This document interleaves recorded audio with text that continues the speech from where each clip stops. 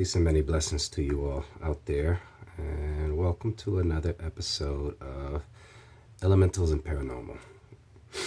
Here we talk experiences with what's perceived as paranormal activity, but most of us do understand that it's more to it than just a category of of ghosts and spirits and things that go bump in the night and it's all spooky and scary. At one point it may have been, but now in this season we bring these conversations together. We bring these conversations forward and share our experiences and share what became of us through these experiences. I'm honored to have another guest on, a good friend of mine's. She is known as IkeomaDevine, but people know her intimately as Kiki. I mean, she's good, solid folk. I met her some years back, and yeah, over the years we've had a really beautiful friendship. She's my friend. She's my comrade.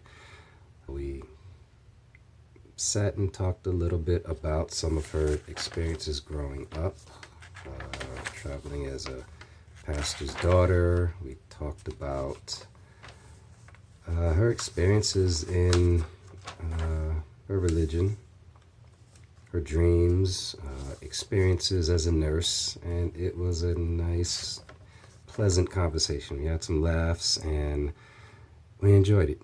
I enjoyed it, and I'm hoping she did, and hoping all is well with her when she hears this episode. Think fondly of our friendship. But nonetheless, enjoy the conversation, and we will get back with you, and I'll see you on the other side.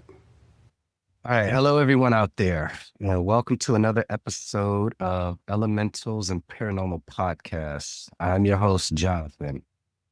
And we have an amazing episode for you tonight, peeps. If you have any experiences with the paranormal, particularly if you are in a community in our BIPOC community and would like to share, feel free to reach out to me at elementalz.paranormal@gmail.com. You can also find me on Instagram, Facebook, and other social media platforms under the same banner. Elementalz&Paranormal. So yeah, let's go ahead and get into it. Today we have a dear friend of mine. She and I go back from time. IkeomaDevine. Friends affectionately know her as Kiki, Miss Kiki. She's a registered nurse, spiritual counselor. She has developed mediumship gifts from childhood, tarot and astrological studies and readings since the early 2000s. Kiki was raised Pentecostal in Louisiana, and there's where she learned ancestral practices, root work, ceremonial practices rooted in Ghana, Brazil, Haiti, South Africa, and I can go on and on and on about my friend. Kiki's holistic approach to healing encompasses conventional and alternative methods used to treat the whole person rather than managing signs and symptoms. So Kiki believes everyone should know their purpose and follow their paths, and she is here to help do just that. Simply put.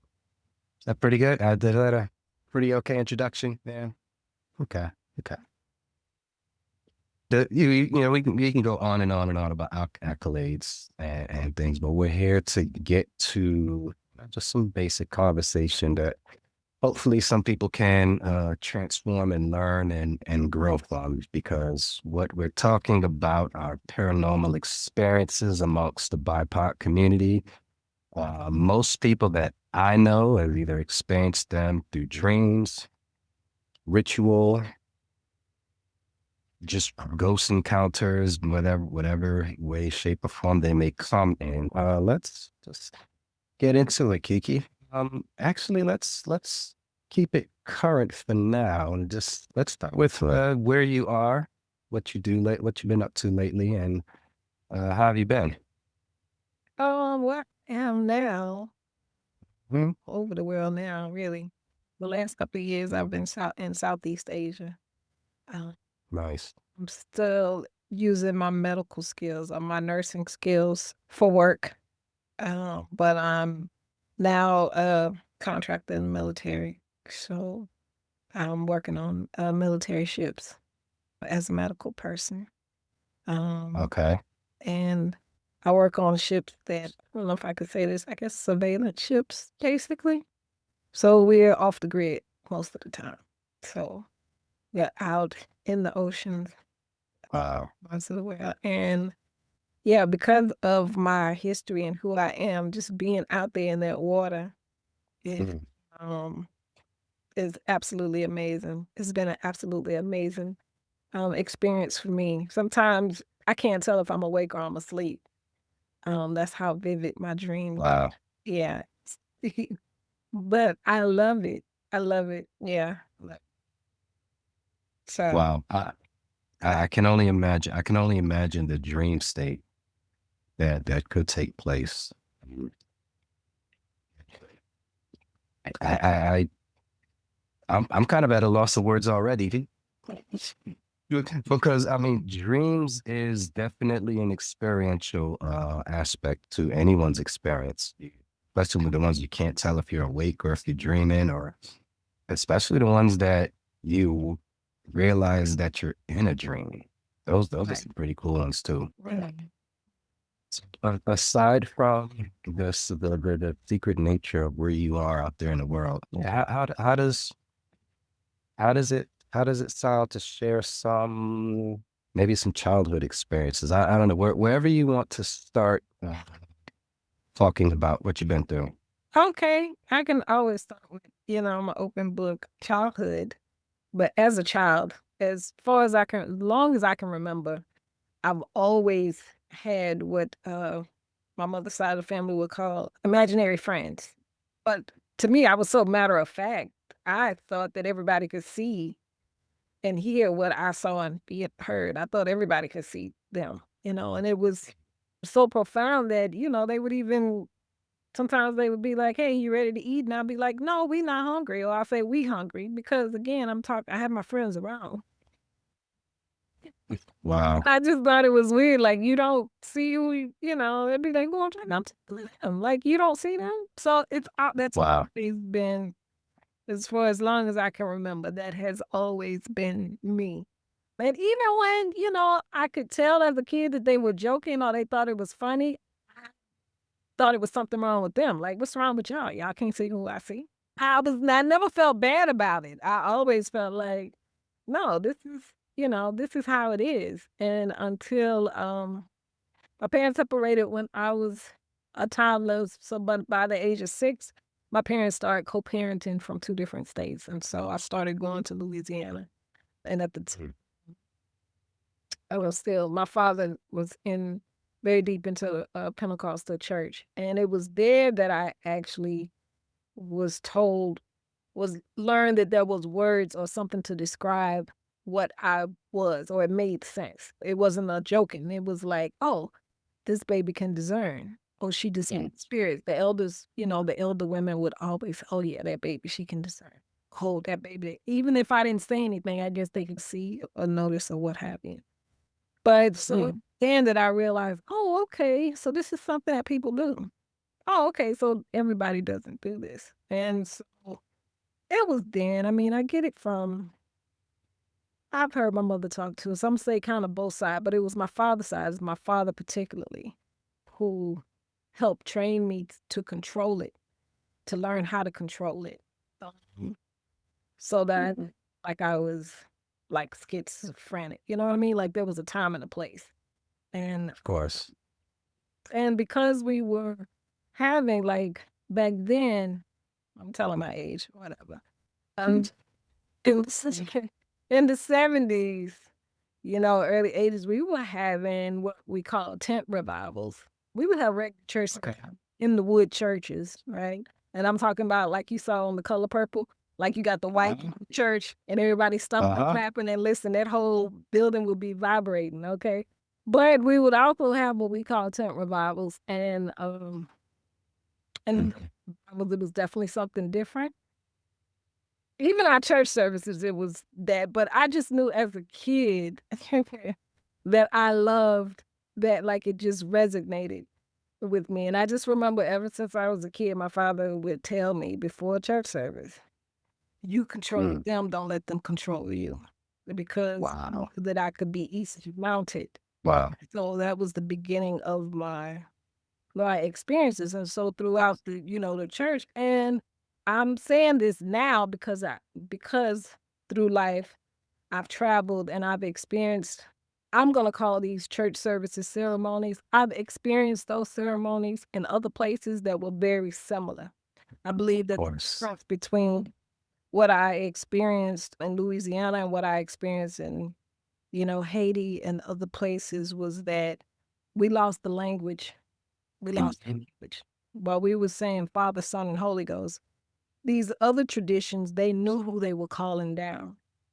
It's a big difference when they know the characteristics of what was coming down. Do you understand what I'm saying? Absolutely. And so with that being said, me growing up in that environment, I learned very early how to covet myself and be in control. Because I'm just going to say this, what I had to learn as a kid going through that was not only just being in control, what I recognize is because I am open, the spirits recognize that I'm open. It's like that Ghost movie with Patrick Swayze and Whoopi Goldberg. Whoopi Goldberg. And Whoopi Goldberg, when she's sitting there and she was like, don't you come in here. It's like, yeah, you can see me. It's been that. And so recognizing that and knowing that, learning how to covet myself or protect myself has been biggest, one of my biggest skills that I've had to learn, and I still have worked with. I honestly believe if I did not have the upbringing that I had or the training that in the church, I would probably be one of those people rocking back and forth in the street, schizophrenic. Yeah. Understood. That there's unfortunately a lot of, just from the discussions that I've listened to and the different podcast elements, schizophrenic people have a connection. Like they're not quote unquote crazy. Like there's spiritual entities that are connecting to them that won't leave them alone. And if not properly channeled or I'm trying to avoid saying dealt with, but if not properly channeled, yeah, it can lead to things just like that. I'm glad you have that upbringing, and it works for so many people that you've been in contact with over these years, that you had that structured foundational rapport to build off of. I'm definitely curious about the imaginary friends, though. I can't say that I've had my share of those, but I'm always curious about the way they look. Like, were they like children? Were they like adults? Did they have names? And were they just? They did have a name. There's one in particular. It's so funny, and I still remember his name. His name is Crenshaw. I used to Crenshaw. It's my friend Crenshaw. But what's so funny, like, within the last couple of decades, as I've had a couple of readings from, people of the diaspora, especially of Africa, most the ones that I'm thinking about, Africa, he comes up. They describe him. They like, this is your husband, and I know exactly who they're talking about. Yeah, he's been with me since I was a kid. Like, I know who this person. Wow. But I know, again, I was just like kind of matter of fact. Y'all don't see him? I see him. So what's wrong with y'all? I'm so glad. Yeah. Oh, you know what you know. You know what you know. You know from an early age. yeah, I was one of them. Yeah. I remember my oldest son, about that same age, between 4 to 6, 3 to 4, 4 to 5, 5 to 6. He had a little homeboy and his name was Champion. Matter of fact, dead serious. Yeah, Champion said this and this, that, and the third. And with my upbringing, I never brushed it off. I couldn't see him or anything like that. But, everyone else was just like, oh, yeah, oh, he's so cute, Champion. Yeah. And it'll just kind of flutter off because I don't really know how to deal with it. Yeah. But I would remember asking him questions. What does he look like? Because I'm intrigued by it. Yeah. Yeah, I love that. So names, friends, yeah. So the tent revivals. I actually grew up Pentecostal. No, my pops, may he rest in peace, was Church of God in Christ in Alabama, Okay. down Yeah, there. it's similar, like cousin. Very similar. Yeah. And I think it's interesting. The two of us, we have the same lineage of ATR practices. I was scratched, Congolese, and with Haitian voodoo. I mean, the spiritual lineage they never lie. One, they know their peeps, right? They know who they can contact, and they know who they can reach, and it's really up to us to figure out and decipher how far we want to go with this. You know what? I will say this, and everybody's different, so I don't put myself on anybody else. I know for me, it's not a choice. And I remember, again, I went through this as a kid and knowing that this thing as a kid, and as I became a teenager, especially late teens, early 20s, or mostly 20s, I wanted to fit in. I wanted to be like everybody else. I wanted to I wanted to do what everybody told me that I was supposed to do. I wanted to live a quote unquote normal life, right? So I did all the things that people thought I was supposed to do. And honestly, when I hit that Saturn return about 29, 20, 20, 28, 29, especially when I still was kind of fighting it. I don't like, but when it got to a time, the spirits was like, listen, all right, we've had enough. It's time for you. For you to get that time. Throughout the years, even though I'd be like, okay, all right, y'all. And I still trying to go my own way. I've gotten to a point where I've learned that, hey, and I've gotten, real confirmation that, listen, at this point where I am now, I have to do what I came here to do. That's just me and purpose. Their own lessons. But yeah, this is who I am. Unapologetic. I use it. They have shown me how to. I've used it in nursing. I mean, I've had to not have had to, and I still do, but use my mediumship in nursing. In the hospitals. It's of course, it's a lot of people that die pretty quickly in the hospitals. It's not ready to go. Like there's a lot of that. Especially I'm dealing with patients who are open. And they see me. I've had a couple of patients who actually see, I don't know if I mentioned that, my great-grandmother was from South Carolina, was a midwife. Midwife, and, she was into natural medicines and everything. Now, I don't remember her. She seen me when I was a baby. I don't quite remember her. But from my father did tell me that I inherited her gifts. And what I found was interesting that when I did finally go to her tombstone, the time that she passed away was the time that I was starting to be drawn to all of these things. Wow. So, with that being said, I've had a couple of patients. One of them even said her name that has seen her with me when I'm in the hospital. I remember these were psych patients when I was like, oh, that's so sweet. You worked with your mother. I'm like, she's like, you work with your mother. And I just kind of stood there, and then she got scared. She was like, oh, no, never mind. I said, no, you're right. I do, work with my mother. And then I had another guy that was like, oh, yeah, you was Mary's girl. That was her name, Mary. So Wow. you're Mary's daughter. Oh, you are? Wow. Just like that. Yeah. So one of the things, it had gotten to the point with me when I'm working in the hospitals, on my getting ready to go to the hospital and on my way to the hospital was like I had my own ceremony to prepare myself. Right. Because I knew once I got into that building, though, it was not just it was very spiritual. And when I learned I was trained to listen, question. Mhm. It was plenty of times if I'm doing something and, spirits say, go into this room, I walk into that room, I caught them right before they fell, or walk Right. right before something happened. Or if the patient is not able to talk, I was able to pick up something that needed to be done. Do you understand what I'm saying? Like it was very much training.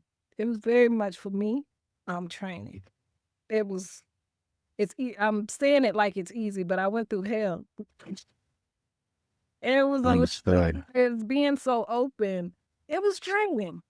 Yeah. It was really draining. But like I said, learning to cloak, learning to protect myself, learning to do all things has been a part of my journey. I often question, where do we draw the line with this chosen path? Because I agree 100% with you. It's a chosen path. You do have a choice, but not much of a choice. Like, you can choose to ignore it and be like certain people, and you find them rocking back and forth because it doesn't, like, if you're meant to do some things, damn it, you better be on it, or you're gonna, you're gonna feel it in some way.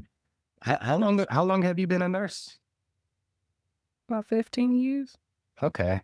Yeah, that's a good amount of training ground. But I think everyone who was born in a hospital, like myself and many others, I mean, that's training ground for all of us.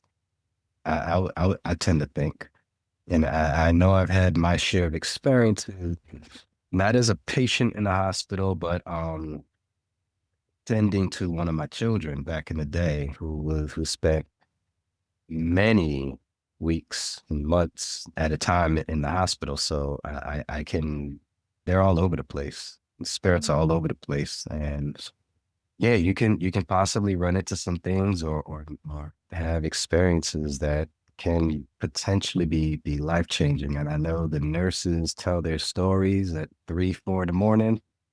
Listen, Yeah, I work night shift. Listen, I got stories. Especially Charleston. yeah, right there.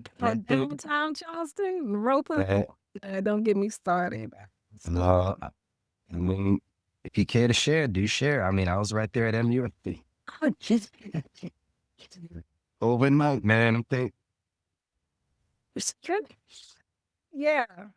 There was a lot of times I'll never forget. And apparently this is a regular thing. I was on the top floor because I would float. I would come in PRN, which means, as needed. We'll come in as a contractor and be like, hey, where do you need me? And then they would put me there. And I remember this floor, I think it was the top floor. This is downtown Roper Hospital. And the top floor, and all of the nurses, it's maybe about 2 o'clock in the morning. And you hear like this heavy equipment being dragged across the floor. And I'm like, what in the world? I'm like, well, what floor is up there? And they were like, no, it's just old equipment up there. And I'm like, why would I'm like, well, who's moving like this time of the night? The maintenance? And they were like, no, maintenance leaves at like 6 o'clock. And then they held their head down again, right? And wow. at one point, everybody's looking up like this because you could hear them literally dragging this heavy equipment across the floor. And simultaneously, it just seemed like all of a sudden, all the empty rooms, the IVs started going off. The IV machines started going off. And the call bells started going off in the empty rooms. And I'm just like, what in the... I was like, okay. This is really crazy. Wow. I don't know what's going on here tonight. But with that being said, that same night I had a patient and I took over for another nurse. And one of this patient that I had, this one, I had more than one, but I'm talking about this particular patient. He was actually a doctor at the hospital and he had surgery. Okay. He had actually had surgery. And that, earlier that evening, what have you. So we was just watching him for the night. And so I came in, he was like getting out of bed or something, 2:00 in the morning. I walked in and I'm like, hey, are you okay? He was like, oh, I have to get ready. I'm like, no, listen, this is why I remember it's this thing. Because I said, look, it's 2:00 it's after 2:00 in the morning. I said, no, you have time to rest. Go ahead and rest. And he's looking at me like this. And I said, oh, yeah, by the way, I'm your nurse. I introduced myself. I said, I took over for such and such. And I'm, your nurse for the rest of the night. Mhm. Then he looks at me and he said, well, who's the man? Who's that man standing beside you? And I said, well, he's like, and who's the man? I was like, what man? He's like, the man standing beside you. And I was like, oh, that's just a shadow. And he looked like the shadow, right? Honey. Wow. And I'm just like, Did you actually see the person, or you were just didn't going along with it? No, I didn't see the person, but because of everything that was going on that night, with the call bills and all of this stuff, it's like, okay, so no, and I didn't even feel. I was just like, oh, I was like, oh, that's just a shadow, but the look, that he had, and Of that. wait a minute, hold on a second, I'm sorry, hold on.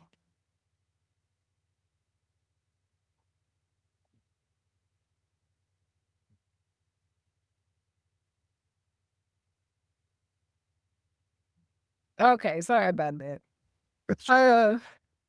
For a moment out there, I was thinking there was gonna be some shadows in the background coming up.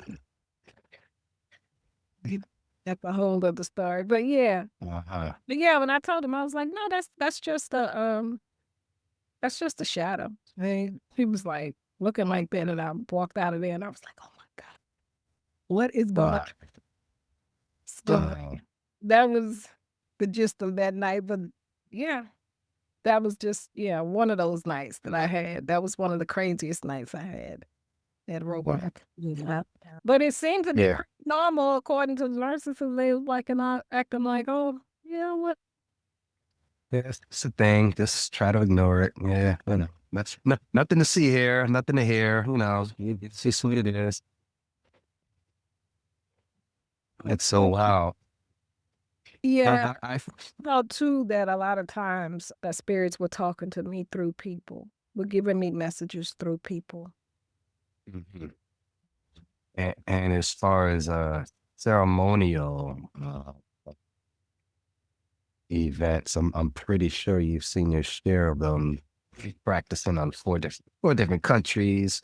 Let's say 2-3 different continents. I'm pretty sure the ceremonial events take precedent, and they go where they need to. What is back in Louisiana? Like where in Louisiana were you from?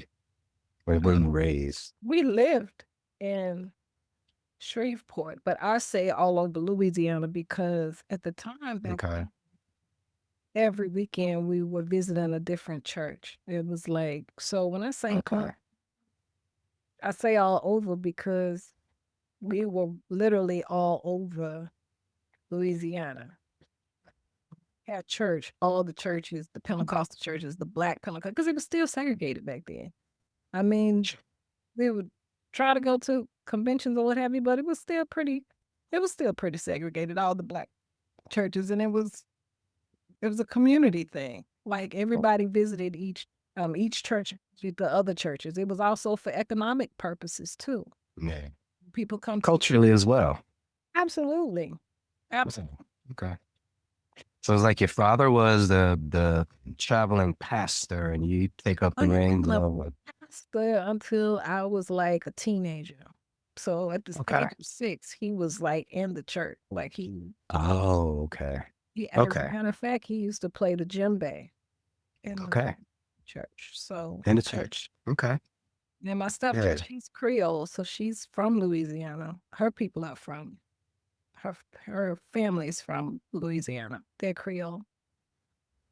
Well, growing up under all of that, it was I didn't realize how similar it was until I went to Haiti and until I went to Ghana when I actually saw people doing basically the same thing that we were doing when I was going. Like even when I went to Ghana and I saw them, the dances, I was like, wait a minute. Such and such used to do that. The literally way that they would shout, I could remember certain people in the church dancing the way that they would dance. I'm like, oh, we lost the language. We lost the language. Wow. But we didn't lose. Right. We didn't lose the The spirituality. heartbeat. The heartbeat of it. Energy Yeah. still there. The energy. The- And I recognized what was going on, even though I didn't understand the language. I recognized it because spiritually it's the same thing. I mean, it's universal. Even though I didn't understand that language, I could tell when somebody was speaking in tongues. I could tell when somebody was being mounted to interpret the tongues. Even though I could not understand what they said, it was just the energy. It's the energy of what was happening that I could tell. So we definitely have a lot more similarities than we do differences. Sure.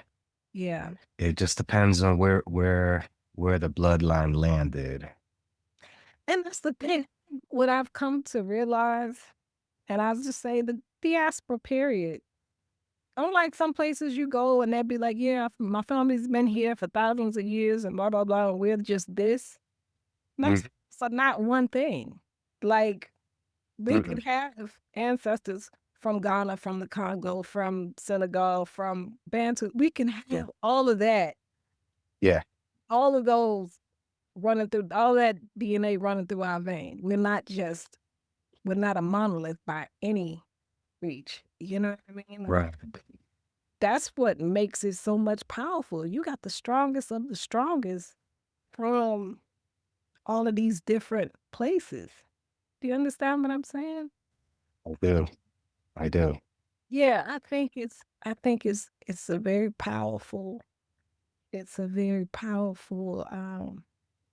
lineage. Very diverse and very powerful. Right. And just imagine ones like yourself who's managed to move about abroad and connect with an aspect of what's embodied in you, right? Yeah. And then move on to the next ceremony. Not minimizing the one experience over the other or playing one against, when you're able to encompass and embody not just the blood that's in your veins or it's in your body, but also the heartbeat, the very pulse of the origins of the bloodline. I think that is something that can be profound and life-changing. Actually, life-fulfilling more than life-changing, because we're here to experience the past, present, also the future. Yeah, I also believe that. I know for me, it's funny because I just saw this young lady who on TikTok was saying how hoodoo has reconnected her with her ancestors. So she found some graves in a place where she didn't realize that her people were from or what have you. I feel like that's what it was for me. The moment I said, okay, I'm ready. I remember the day before I was on my way to Ghana. I went into a botanical with a friend of mine. She was going to get a candle. The lady from the back came and saw me and she said, come here, I need to talk to you. And it's just like, as soon as I sat down, it's chills. I had never seen an altar like that before. She's like, oh. She's like, oh, you from this? You come from here? You know this, right? Yeah. I was like, yeah. And she said, your ancestors are calling you back. They're calling you home. I didn't say anything. I knew exactly what she was talking about because the next day I was in Ghana. So Nice. A long story short, for me to get there, when I dreamed about, it was maybe a month after I'd been there, I literally dreamed of where to go to get to this village. And long story short, I wound up at the village. And when I get there, they're speaking in every, I don't know language, but my interpreter, the guy that was with me, he kept saying, "Yeah, she's from the U.S., but she's from the U.S. She's not from here." And he kept saying, "I think that you're from here," because they had to introduce tradition. They had to introduce me to the elders of the village first. Right. Elders Wow. of the village was looking at me and say, "Oh, she's come back. Like she's coming." And he kept saying, "Yeah, but she's from the U.S." He was like, "Yeah, she went to the U.S., but she's come back. They think you're somebody else because they keep saying you come." And I looked at them, I could see it in their eyes, and I'm like, "Yes, I did." I took a picture with these people in this village, and recently during COVID, I showed them. It was funny because the chief of that village looked like my uncle in South Carolina. So I Go ahead. chance to show this picture with me and these people in this village to my family that's from South during COVID. They started pointing out other people in that village that look like cousins that I don't even know. No way. Just that close. So I honestly do believe that we connect with our ancestors. And it's like they're waiting. It's like they want us to, connect. They want us to just be like, hey, they want us to connect so that they can, so that we can live vicariously. I honestly feel like, and I say that I'm living the conjure or the dream that my ancestors wanted to. Right. Yeah, they're living vicariously through me. They weren't able to move the way that I move. They weren't able to, you know what I mean? I'm doing what they dreamed and they fought for. They dreamed about, what Absolutely. they prayed about, what they conjured. The Absolutely. embodiment of that. Do you understand what I'm saying? And I think we're all the embodiment of that, especially where we are now. But Yeah. things are changing. But I'm not really Mhm. just like, hey, because we need to be reminded, hey, we need to reach back because that's Of course. in this world, we're not of it. Do you understand what I'm saying? I do. I do.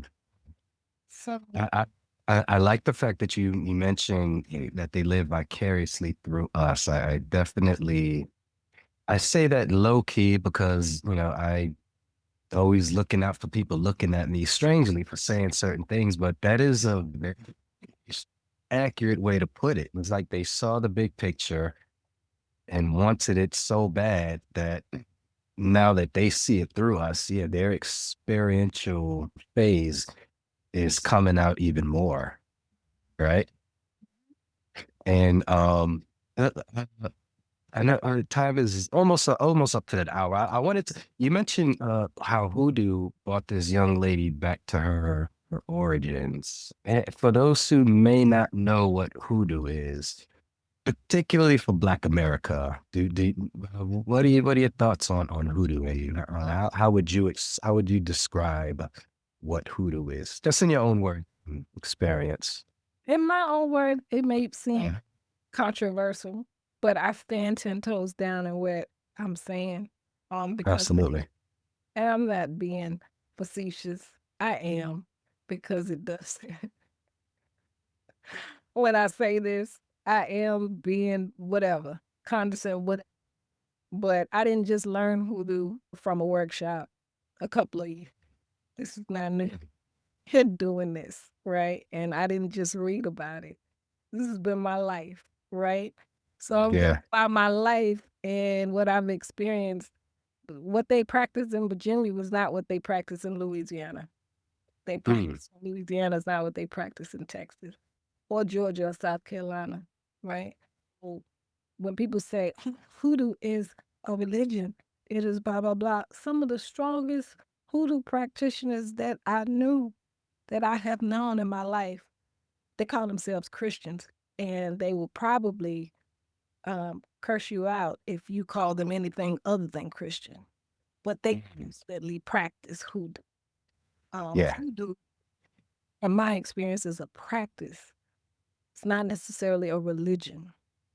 Mm. Say that because it was practiced for a very long time under the guise of Christianity, because we could not openly practice what we, just like in other practices throughout the diaspora, they were able to put theirs under Catholicism. We couldn't keep Right.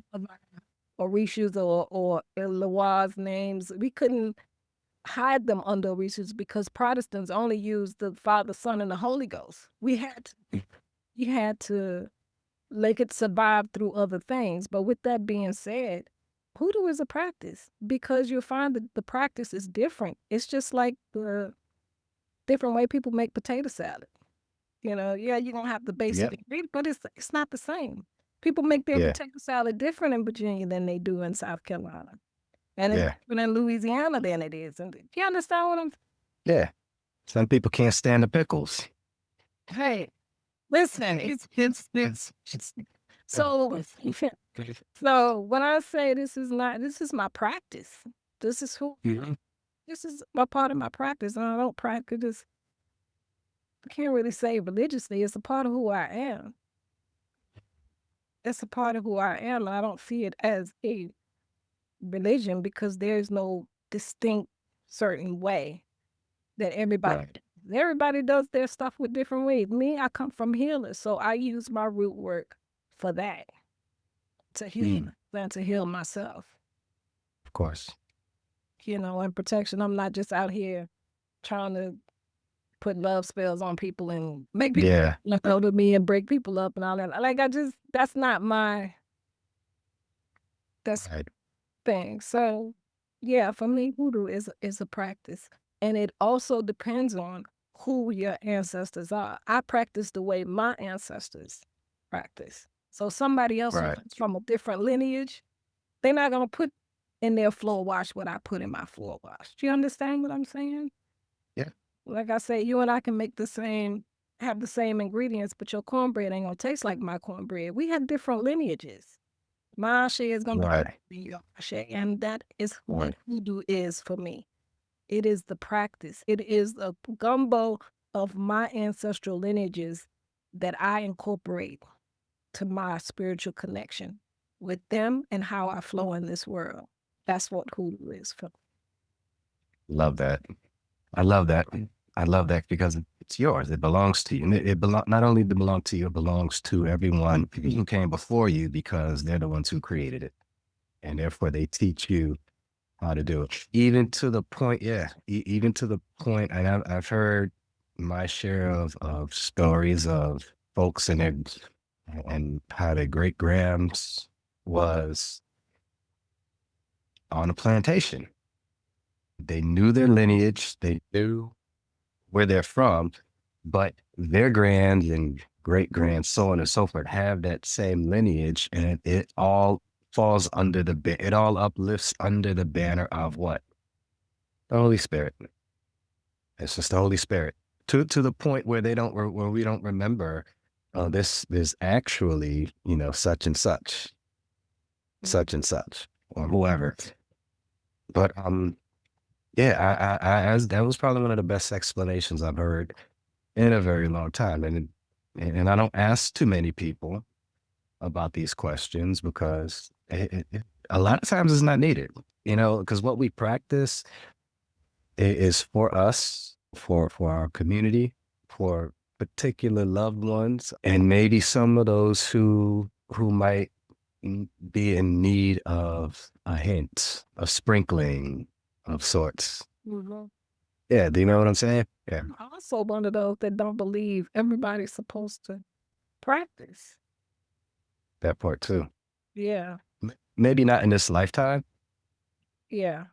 Yes. Yeah. I think there's levels to, because I honestly feel like a lot of stuff that's, especially with this, what do you call this, like the Aquarius, this time of information. Was a point that certain information was not given to certain people. And it was really made clear to me, especially when I had that Botanica open, that everybody shouldn't be privy, because I feel like people misusing or misappropriating this, it just doesn't make any sense to me. If we're getting shot like dogs in the street, why are we trying to break up marriages? Hey, we should be. That part. That part. Right. That part. Oh, that new thing we're doing, it was supposed to be to protect the community, protect the villages, protect our families. It was supposed to be for the embetterment of all of us. The only ones that's supposed to be your enemy. Your enemy is not somebody that roll their eyes at you or say something smart. That part. Yeah. The person that, you know what I mean? So, Yeah, I mean, they shouldn't even look like you. You know what I mean? you know, being said, I honestly don't think, everybody shouldn't be. Right. Which is why I say just hints and sprinkles, just enough to feed them to get by, to get over on, pretty much to get out of their own way, honestly. Not even to get by or get over, you know, because that is probably one of the biggest, probably one of the more profound messages that comes through from me when stuff tries to hit my fan. It's live and let live. That's it. Just keep on living and let them keep living. We're not here for that part. Just let them be. Yeah. Let them be. They pick and choose your battle. Pick and choose your battle. I've currently just gotten to a place that's been very interesting that I don't even have to do anything. I just, if something really bothers me, they take care of it. They really do. They take care of it. And I see it. And it's not like I wished anything on anybody. I don't have to wish anything on anybody. It's just kind of the folks that I come from, them warriors back then, they don't play that. They've already done the battle work. Funny because I'm saying, keep going on and on. I'm sorry, but it reminds me, I remember being a kid in church and they're always talking about vengeance is mine, said the Lord. And I remember being a kid saying, vengeance is mine. If they have to, I read, why? It's my people. This is where I come from. This is them. You know what I'm just. Wow. I get it. You know what I mean? And I no longer, that was a part of I had to not just learn how to control, but learn to honor the warriors that I come from. I have to give them their space. I have to honor them. That is an aspect of me, something that I don't try to control, but you know, I get it. That is an aspect of me that I have to honor.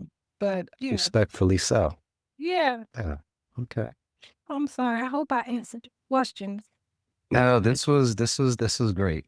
This was great, Kiki. I cannot thank you enough for this. Again, we spoken before I started recording. This is groundwork for something grand, for something really big, and I'm just glad you're a part of it. I'm honored to be you're part of it. At some point, I'm likely going to do some live chats, live talks on these social media platforms. And yeah, someday I'll reach out to you and be like, hey, you available such and such night at 7 p.m.? Let's do something. Yeah, you know, anytime. If I'm around, if you do reach out and you don't hear from me, it's probably because I'm off grid somewhere. But I love that about you. Always love that about you. That's always been a thing. Yeah. As long as I've known you, you've just been traveler. Yes, a traveler. me. Sometimes I'm in the mountains somewhere. I'm out at sea somewhere. I'm somewhere in nature. Like I'm somewhere. Indeed. So if you're like offering any types of services at this time, if you're up into sharing how people can contact you, that'd be amazing. Okay. Yeah, when I am available. I still do readings. I still have my clientele, like even before, the botanic, my store. Right. People that from the store that I still do read. But I still do tarot readings. I still do astrology. I still do my bone readings. And just when you're around. Yeah, when people check in, they're like, hey, are you available? And then they but they know, everybody that knows it. If you don't hear from me, I'm not ignoring you. I'm unreachable right now. But when I come back into reality. Mhm. Yes. And where can they find you? And they can find me. They can send me messaging, Facebook, IkeomaDevine. For some reason, I'm not getting my emails from the web page, but the information is on the web page, IkeomaSI.com. Okay. But I am available, like Messenger. You can send me a message on Facebook or Instagram, IkeomaDevine. Yeah. Fair enough. I'll put links in the description. Okay. Sound good? Okay, sounds good. All right. Good deal. Good deal. Well, thank you so much. Yeah. Okay.